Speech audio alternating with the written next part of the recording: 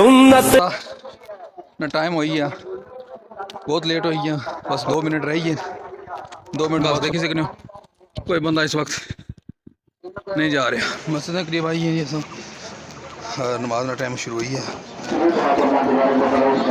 अस्सलाम वालेकुम, उम्मीद है जी सारे दोस्त बाब ठीक ठाक हो। सो आज ईद ना फर्स्ट डे है और बड़े अच्छी ईद असां सैलीब्रेट कर ही रहे हैं। तो मैं सोचा चलो आज अपना एक व्लॉग बनाने हैं और आज ईद ने पूरे दिन ही जितनी भी सारी मसरूफियात न उन्होंने छोटे छोटे क्लिप लैके तुसां अपने तमाम दोस्तों की दिखाने हैं कि असां पहला दिन जड़ा ईद ना किस तरह गुजारने हैं। और ज़ाहिर बात है आज ईद उल अज़हा है, बकरा ईद है और मुख्तलिफ़ कुर्बानियाँ भी हो सन और कोशिश कर कि हर कुर्बानी नहीं छोटी छोटी वीडियो बनाई तो सुना शेयर की जाए।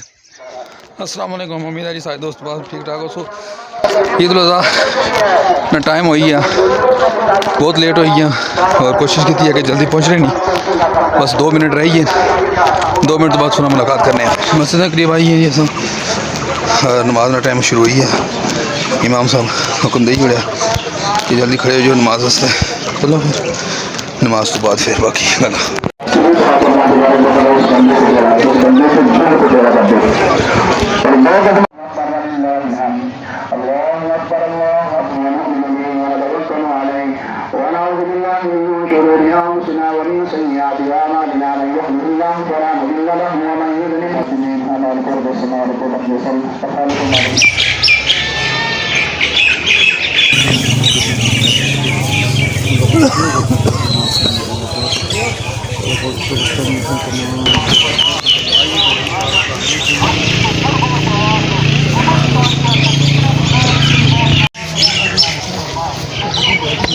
जंगी क्या हाल है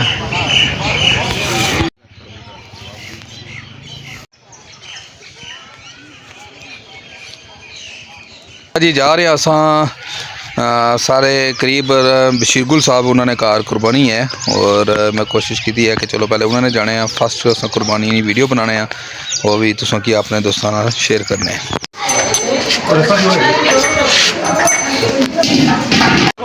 से देखो सारे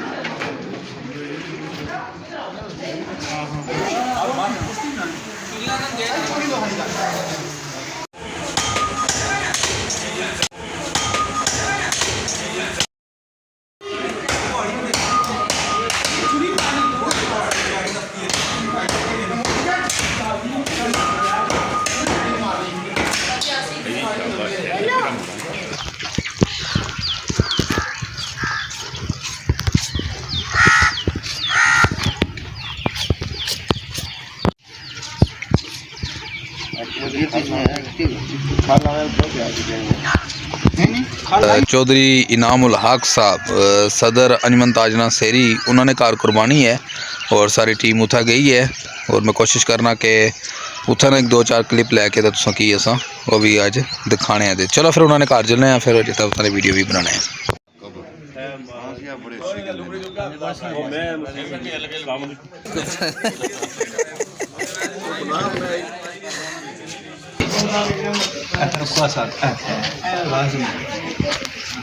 ना देती मारी जाए उधरी लगी मैं रह गई है नहीं वाला वाला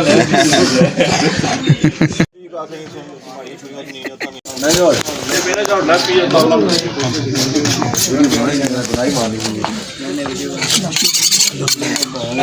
यार